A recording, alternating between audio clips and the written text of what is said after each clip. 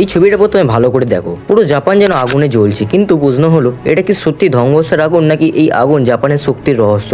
Japan এমন একটা দেশ যেটা একসময় পারমাণবিক বোমায় ছাই হয়ে গিয়েছিল, কিন্তু আজ পুরো পৃথিবী তাকিয়ে থাকে ওদের দিকে। কেন জাপান কখনো ভেঙে পড়ে না?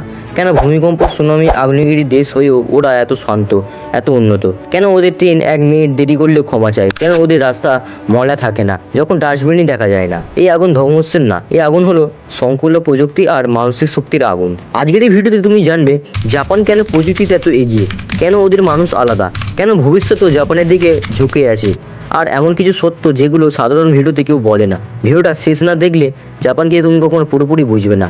চলো শুরু করি একটা আগুনে ঘেরা দেশের আসল গল্পকে নিয়ে।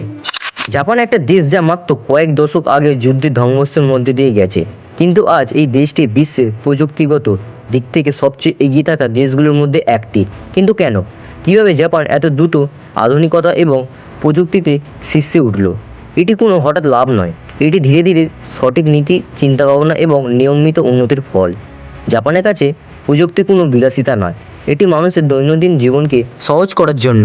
যেমন রোবট হাসপাতাল, বৃদ্ধাশ্রমের নার্সের কাজ হালকা করেছে, ট্রাফিক বা যানজট কমাতে সিস্টেম নিজেই নিয়ন্ত্রণ করেছে, বিপদের সময় মানুষকে সতর্ক করেছে। জাপানের ট্রেন কখনো দেরি করে না, যদি 1 মিনিটও দেরি হয় স্টেশন বা কোম্পানি ক্ষমা চায়। এখানে সময়কে শুধু অঙ্কের হিসাব মনে করা হয় না, সময় হলো মানুষের জীবনকে সম্মান করার প্রতীক।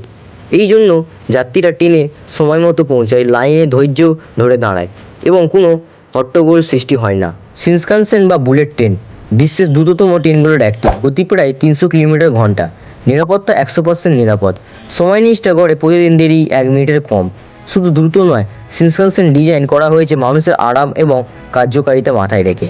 জাপানের ট্রেন স্টেশন শুধু সময়নিষ্ঠ নয়, এগুলো পৃথিবীর সবচেয়ে পরিষ্কার স্টেশনগুলোর মধ্যে পড়ে। রেলপথ প্ল্যাটফর্ম সবসময় ঝকঝকে থাকে, যাত্রীদের জন্য যথেষ্ট নির্দেশিকা, পরিষ্কার টয়লেট, সাইনবোর্ড এবং ওয়েটিং এরিয়া থাকে। এখানে প্রযুক্তি এবং নিয়মের সংমিশ্রণই ট্রেন ব্যবস্থাকে দুনিয়ার সেরা বানিয়েছে। জাপান শুধু প্রযুক্তি বা দ্রুত ট্রেনে এগিয়ে নেই, এখানকার সবচেয়ে চমকপ্রদ বিষয় হলো মানুষ এবং পরিবেশের মিলিত কায়িকতা। জাপানের শহর, রাস্তাঘাট এবং জনজীবন এমনভাবে সাজানো যে প্রতিটি পদক্ষেপে মানুষ স্বাভাবিকভাবে পরিষ্কার এবং সংকল্পবদ্ধ হয়ে ওঠে। আজ আমরা জানবো কেন জাপানের রাস্তা এত পরিষ্কার এবং মানুষ এত দায়িত্বশীল।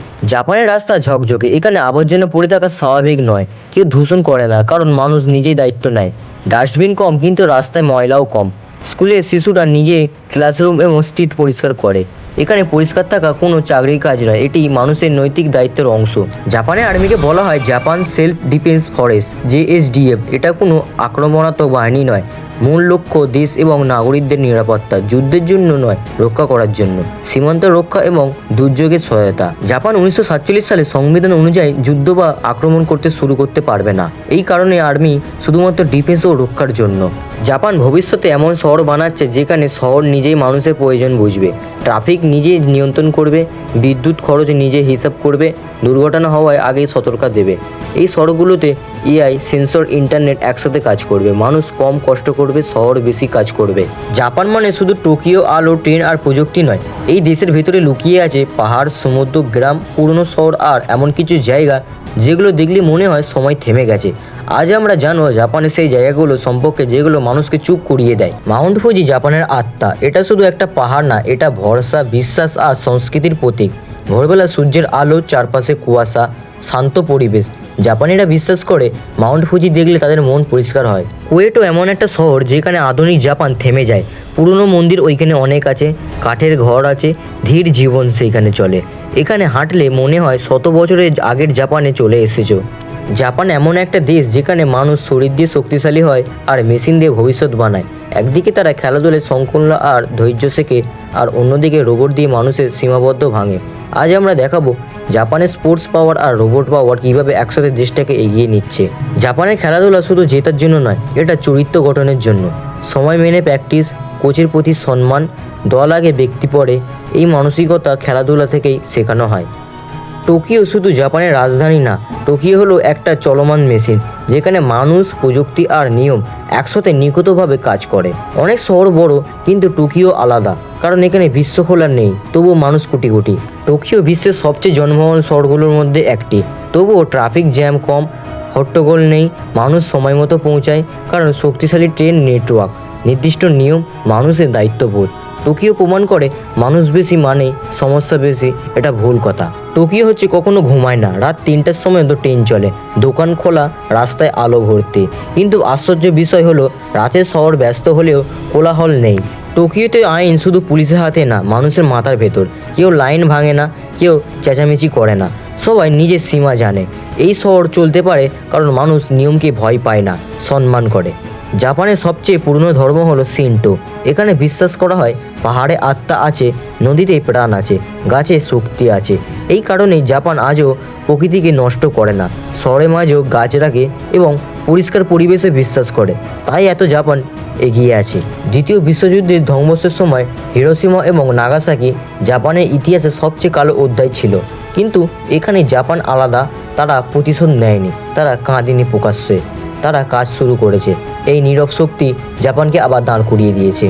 আজ আমরা জাপানকে শুধু একটা দেশ হিসেবে দেখলাম না, আমরা দেখলাম একটা মানসিকতা। জাপান আমাদের শিখিয়েছে একটা দেশ কতটা উন্নত হবে সেটা শুধু প্রযুক্তি বা টাকার উপরে নির্ভর করে না, বরং নির্ভর করে শৃঙ্খলা, সম্মান আর দায়িত্ববোধের ওপর। যে দেশ একদিন এক মুহূর্তে ছাই হয়ে গেছিল, যেখানে আকাশ থেকে নেমে এসেছিল মানব ইতিহাসের সবচেয়ে ভয়ঙ্কর অস্ত্র, সেই দেশই আজ বিশ্বকে পথ দেখাচ্ছে। ট্রেনের গতি থেকে শুরু করে মানুষের সময়ের দৃশ্য, রাস্তাঘাটে পরিচ্ছন্নতা থেকে শিশুদের শৃঙ্খলা, সব কিছুতেই জাপান প্রমাণ করেছে উন্নতি মানে অহংকার নয়, উন্নতি মানে দায়িত্ব। জাপান আমাদের শেখায় ভবিষ্যৎ তৈরি হয় নীরবে কাজ করে, নিজেকে প্রতিদিন একটু করে ঠিক করে। হয়তো জাপান সবচেয়ে বড় দেশ নয়, হয়তো সবচেয়ে শক্তিশালী সেনাও নয়, কিন্তু জাপান নিঃসন্দেহে সবচেয়ে অনুপ্রেরণামূলক দেশগুলোর মধ্যে একটি। আজ যদি এই ভিডিওটা দেখে একজন মানুষও ভাবে আমিও একটু শৃঙ্খলাবদ্ধ হব, সময়কে সম্মান করব, নিজের দেশকে ভালোবাসবো, তাহলে এই ভিডিওটার উদ্দেশ্য সফল। কারণ জাপান শুধু একটা দেশ না, জাপান একটা নেশন। ধন্যবাদ ভিডিওটা শেষ পর্যন্ত দেখার জন্য। আবার দেখা হবে আরেকটা অবাক করা ফ্যাক্টের সাথে। তা বন্ধুরা, কেমন লাগলো আজকের আমাদের জাপানকে নিয়ে ভিডিওটা? যদি ভালো লেগে থাকে এবং চ্যানেল যদি নতুন হয়ে থাকেন তাহলে অবশ্যই কিন্তু আমাদের চ্যানেলটিকে লাইক করে সাবস্ক্রাইব করে পাশে থাকবেন, তাহলে এইরকম ভিডিও সর্বপ্রথম আপনার কাছে যাবে। তা বন্ধুরা, দেখা হচ্ছে নেক্সট ভিডিওতে, ততক্ষণের জন্য কিন্তু বাই বাই।